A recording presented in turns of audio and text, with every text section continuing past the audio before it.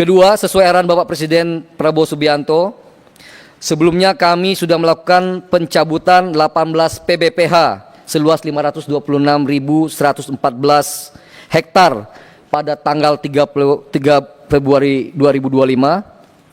Sebagai tindak lanjut penertiban kawasan hutan yang diperintahkan oleh Pak Presiden.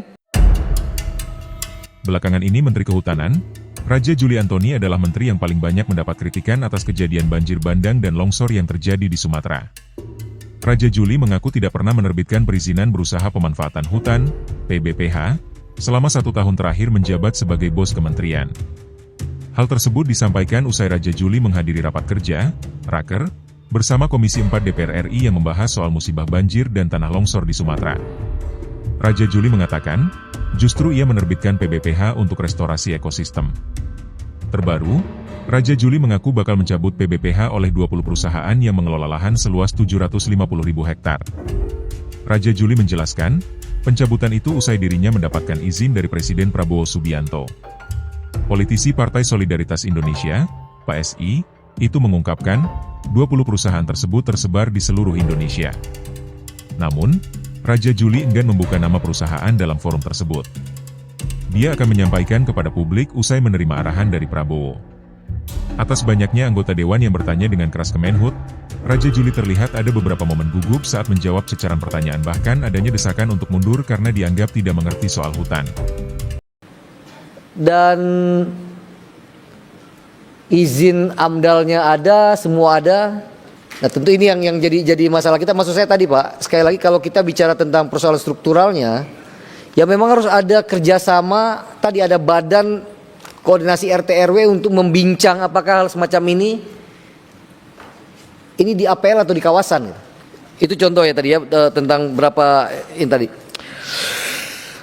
Pak Slamet, saya kira tobat kapan saja ya Pak, dan kita harus tobat bareng-bareng. Saya nggak sama sekali dengan pernyataan Cak Imin itu, saya tidak ada masalah. Sekali lagi, ajakan tobat, apakah tobat tanah suha, apakah tobat ekologi, setiap hari insya Allah kita melakukan tobat. Cuman konteksnya ketika itu Cak Imin yang meminta maaf kepada saya, maksudnya bukan itu, kata Cak Imin. Bukan itu, surat saya itu bukan tentang itu. Dan saya kira sekali lagi, ayo kita tobat bareng-bareng gitu ya. Dan ya harus kita lakukan secara bersama-sama. Penegakan hukum rendah, itu fakta Pak, saya nggak bisa mengatakan tidak. Coba penegakan hukum, datanya, halaman berapa? Di lampiran ini memang. Ya, ini data tadi, mana Pak? Ini penegakan hukum. Penegakan hukum 10 tahun ya, dari penanganan aduan, pengawasan, proses pengawasan, dan kasus P21. Memang faktanya Pak, di 2025 kami hanya 121. Dibandingkan dengan 2024 yang P21 176. Mungkin dengan logika yang Bapak katakan tadi, mungkin mestinya nggak 176 di 2024, bisa lebih ratusan, bahkan ribuan. Oleh karena itu ini memang kami evaluasi Pak di penegakan hukum kami ya, dengan sekali lagi dengan anggaran yang terbatas, dengan sumber daya manusia yang terbatas, kita coba maksimalkan bahwa penegakan hukum terutama di kasus P21-nya akan mesti lebih banyak lagi. Jadi ini data saja Pak, saya harus sampaikan apa adanya. Tapi ada yang ditangani Satgas PKH. Ya. Dan tentu ada dengan adanya Satgas PKH, kemudian sudah ada beberapa yang memang sudah ditangani langsung oleh Satgas PKH, termasuk kemarin Pak Dirjen Gakum baru saja kembali dari Halimun Salak ya untuk menertibkan peti. Ya, peti yang tadi di tenda-tenda biru itu Pak, itu udah penertiban keberapa Pak Dirjen? Operasi berapa? Ya, ini udah operasi ketiga. Operasi ketiga di Halimun Salak dilaksanakan dengan Satgas PKH. Pak Dirjen baru kembali bertugas.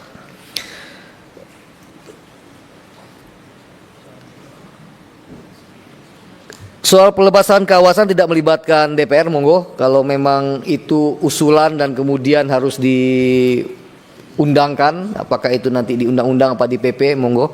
Plus minusnya segera dihitung. Ya. Saya nggak ada masalah, Bapak.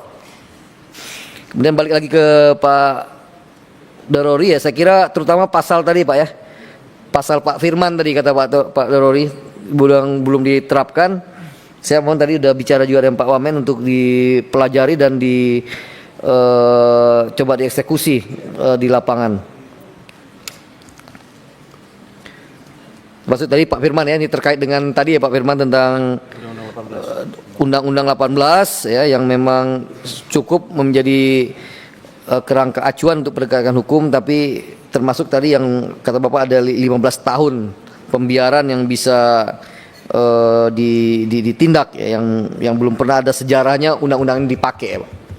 Nanti kita coba pelajari lebih dalam Pak, dan coba kita eksekusi dengan undang-undang yang ketika itu Bapak inisiasi. Saya setuju Pak, dana reboisasi PSDA daerah itu memang harus balik ke kita seperti yang saya jelaskan pada sebelumnya Pak, supaya kembali ke tapak gitu Pak. Jadi apa yang didapat di tapak dikembalikan kepada tapak agar memang kembali ke alam.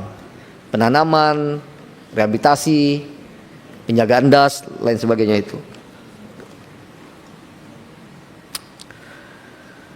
Pak Usman Hussein, terima kasih atas berbagi kesedihan Bapak. Saya kira semua yang ada di ruangan ini mempunyai perasaan yang sama. Saya tidak bisa melakukan generalisasi, tapi saya menyaksikan sendiri Pak. Saya turun ke lapangan dan saya terus terang secara pribadi berpikir bahwa apa yang terjadi ini to some extent ini ada kontribusi saya, dan oleh karena itu bagian dari kesalahan saya gitu. Yang memang tidak bisa mencegah secara maksimal apa yang tidak bisa memitigasi secara maksimal apa yang bisa kita lakukan itu. Tapi saya kira presentasi saya semuanya fokus Pak untuk menjawab 3 provinsi. Kecuali tadi saya hanya memberikan potret tentang data deforestasi secara nasional. Lain daripada itu detailnya das di Aceh ada berapa yang terdampak, berapa hektar, dan apa yang harus dilakukan. Saya kira saya tadi sudah coba presentasikan kepada Bapak. Pak Sturman dan beberapa Bapak tadi mengatakan, jadi apa nih penyebab banjir ini, longsor ini? Saya tidak punya kapasitas untuk merangkum itu, karena memang seperti di paragraf pertama yang saya sampaikan tadi, ini adalah satu kondisi yang terjadi ya, yang dipengaruhi oleh satu faktor dan berbagai macam faktor ya, kombinasi antar faktor. Apakah ada faktor cuaca ekstrim? BMKG saya kira sudah menjelaskan ya. Saya tidak perlu menjelaskan kembali bahwa ini memang cuaca ekstrim. Apakah hanya disalahkan cuaca ekstrim? Saya kira tidak ya. Saya tadi juga mengatakan ada kontribusi kami ya, kontribusi kehutanan yang tidak bisa menjaga das dengan baik di hulu. Saya kira tadi di halaman pertama ya, di pertama-tama saya mengatakan, kalau boleh dibuka lagi ya, saya katakan bencana bandang, banjir bandang, tanah longsor di 3 provinsi terjadi karena kombinasi beberapa faktor yang saling terkait, dan diantaranya adalah kerusakan hutan dan lahan pada daerah tangkapan air di DTA, daerah tangkapan air. Download Tribun X sekarang, menghadirkan lokal menjadi Indonesia.